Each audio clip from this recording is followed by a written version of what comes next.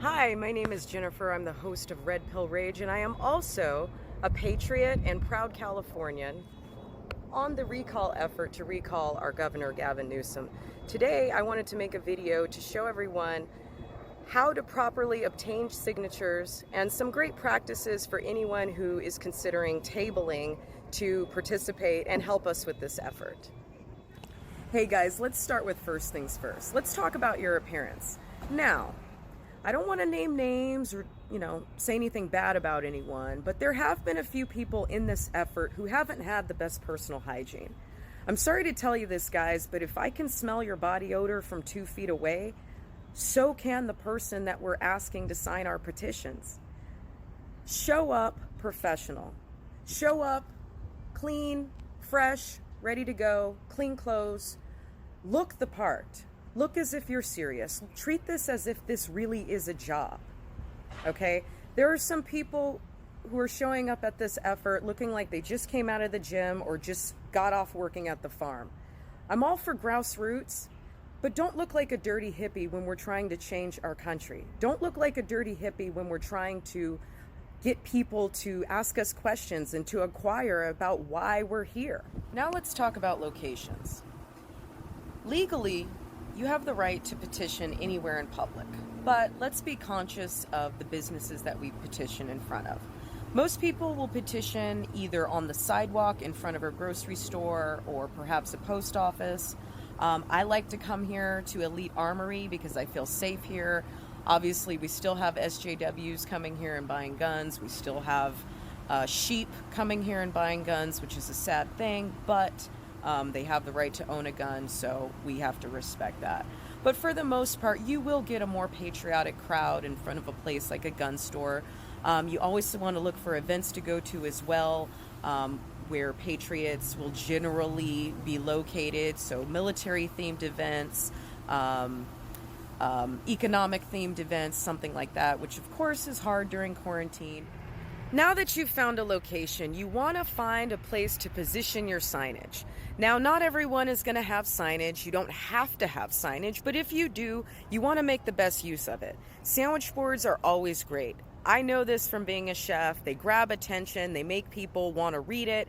Sandwich boards are awesome. If you can't afford a sandwich board or you don't have one, there are banners that are available. If you'd like more information about how to get one of these banners, just let me know. I went ahead and taped this to the vehicle. A better spot for the van right now would definitely be on the street, but because I can't watch it from where I'm sitting, I decided not to park the van there. But at least, at least to some degree, there is some visibility. Signage is everything. You want to make sure that people know how to find you.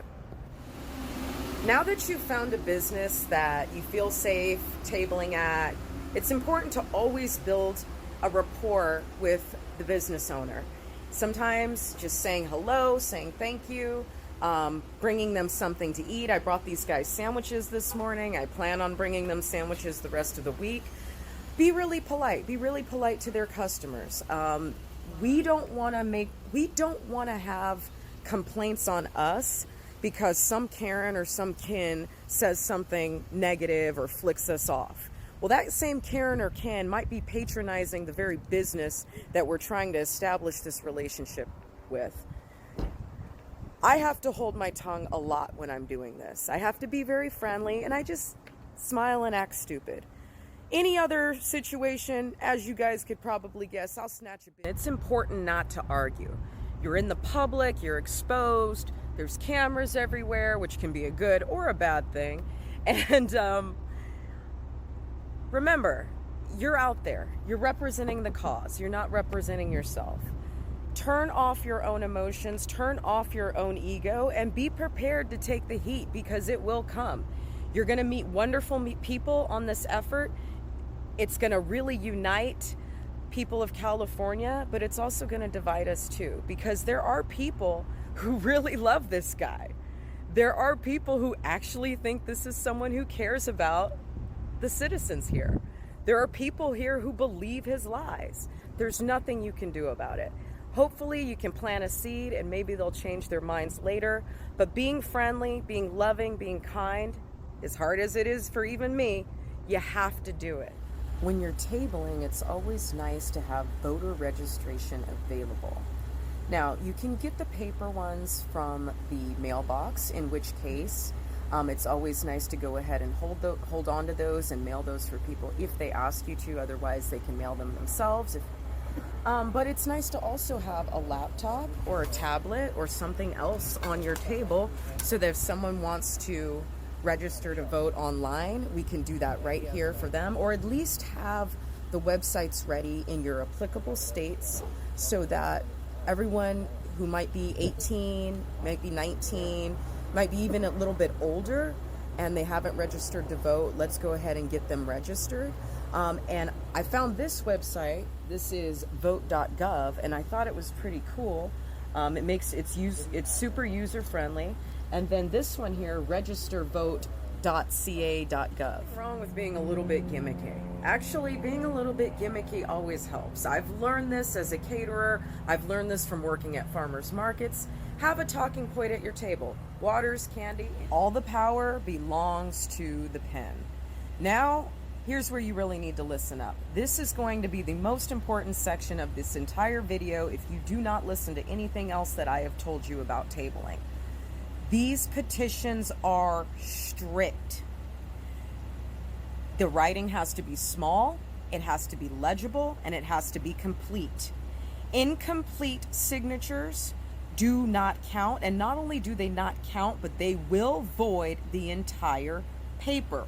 This is the biggest challenge that you're going to have while you are petitioning. So until a potential signature understands exactly what you need on that paper, do not even hand them a pen. Do not even give them a pen until you have explained what I'm about to tell you. Now here is the absolute most important part of this video. This is the make or break part, because if these signatures are not as you see them here, the entire paper will get voided. So let's start with the top. First of all, when someone comes up to sign the petition, make sure that they are registered to vote in the state of California. If they're not registered, go ahead and get them signed up. All right, make sure that the ink is blue or black. Green, purple, pink, red, any other color is going to void the entire page. Make sure that the register information matches what is on the signature. Make sure that the address matches. You don't have to ask for ID, but make sure that the person signing knows that it must match. Do not write in the boxes to the right of the signature area. That's going to be right here. Okay, so petition may only contain signatures from a single county.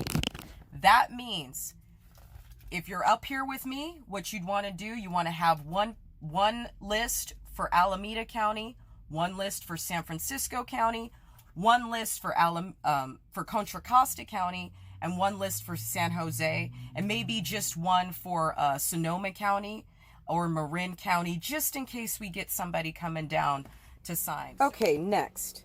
As a circulator, which is what we will be, we have to mail the petitions back to the right address. So obviously for us here in California, that's going to be Sacramento.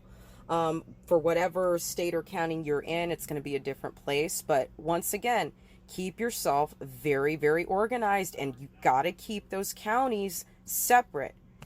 If you don't keep your counties separate, it's going to cause more problems later. You should have someone directing this effort in your area, whether it's California or anywhere else. That director is going to be able to take any last questions that you have and make sure that you are ready before you mail anything off. I have some petitions for you to take home, so if you just want to grab one and you maybe have some friends, family, neighbors who are waking up and realizing that our governor is a communist who is selling out his people. If you want to take one of these home, it's already got a stamp on it, so you can just mail it back, and they will be collected all for November. Obviously, clean up any trash that you may have, water bottles, candy wrappers, spare pieces of paper, business cards. leave it cleaner than you came, okay? No trash, no garbage, no litter. Be respectful of the space. Be respectful of public space, even if you're just on a sidewalk. Clean up quickly. You don't want to be lingering around after the store closes or anything like that if you're in front of a store. And then always thank the vendor before you leave. Let them know that you appreciate, you know, them supporting you, that you appreciate them supporting the effort. Obviously, if you're on the sidewalk, there's no stores to thank, but if you're close to a vendor, if you've been working with a vendor, be equally supportive. So